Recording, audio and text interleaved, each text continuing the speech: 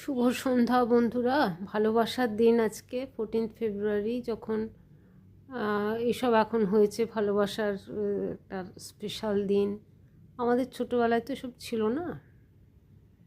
কত বছর হয়েছে ঠিক তার মনেও নেই, সব দিন পালন করা হচ্ছে।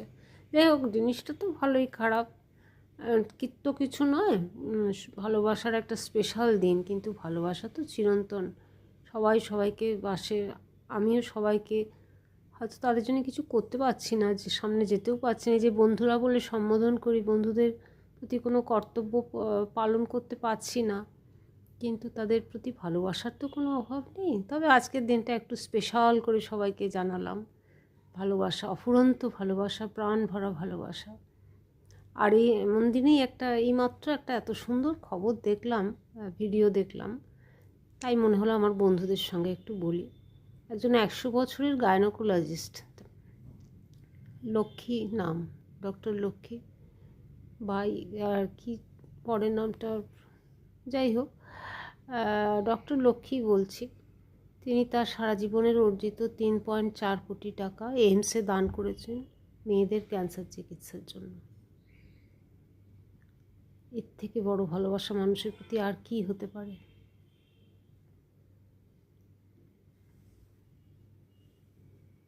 ভালোবাসার দিনে এমন ভালোবাসার খবর দেখে দুটো চোখ আমার জলে ভরে গেছে। আর ভদ্রমহিলাকে কেউ চেনেও না, কেউ তার খবরও নেয় না। সে কেমনভাবে তিনি একটা দলাপিণ্ডলা পাকিয়ে মানে বেঁচে আছেন। আমি বাকি খবর তো পেলাম না, কার কাছে থাকে, কি করে, কে দেখে। এসব মানুষগুলোকে মনে হয় একটু হাতের সামনে যদি পেতাম, একটু যদি সেবা যত্ন করতে পারতাম, একটা যদি প্রণাম করতে পারতাম, তবেই বোধহয় মানে আমাদের নারী হিসেবে তো গর্বিত এরকম মহিলার জন্যে।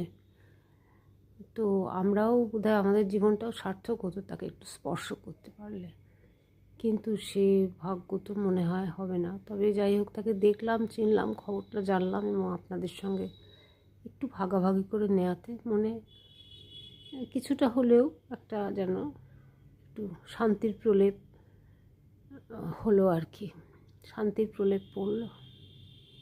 এইটুকুই বললাম আজকে বন্ধুরা। সকলে ভালো থাকবেন। সারাদিন আমার শরীরটা খুব খারাপ ছিল, এখনও শরীর খুবই খারাপ, আসতে পারিনি, তাই এখন ভাবলাম একটু জানিয়ে দিই। যা ফর্ম্যালিটিস আছে সেগুলো মেনটেন করাই ভালো। নতুন যুগের নতুন ধারা বলে তো তাকে এড়িয়ে যাওয়া যাবে না, সবসময় নতুনকে বরণ করেই নিতে হবে।